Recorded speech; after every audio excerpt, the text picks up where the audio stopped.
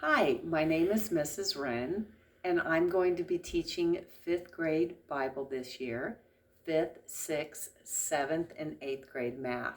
I'm really looking forward to a fantastic year at Calvary Christian School. I have a few things that I'd like to say. First of all, I love math. I love teaching math. I want your child to love to work with math.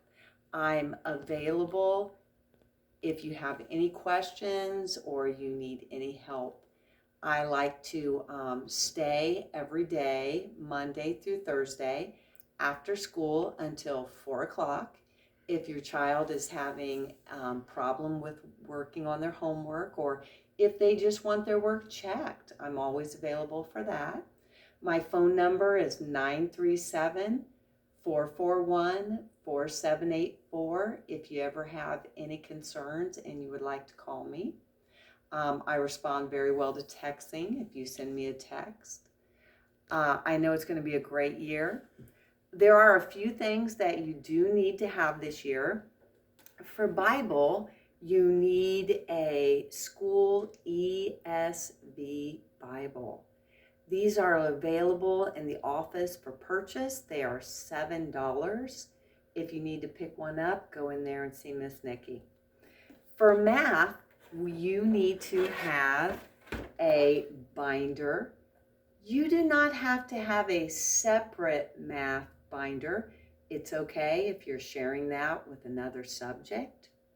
You do need to have plenty of pencils, not pens, pencils. And you need to have plenty of erasers with that.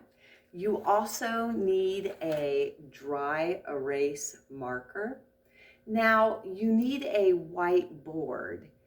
A lot of students do not have an actual board that's white that you can write on. A lot of students will purchase a plastic folder. You can write on the front of these with a dry erase marker and erase it. It works great. You can even get the one with holes in it that stays right in your binder.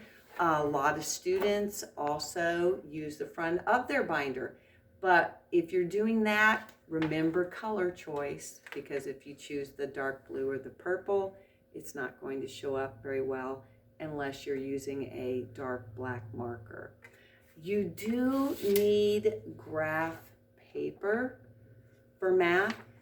The size of the boxes does matter if you're younger. If you're a 5th grade student, it's easier for them to write their numbers in the boxes if the boxes are bigger.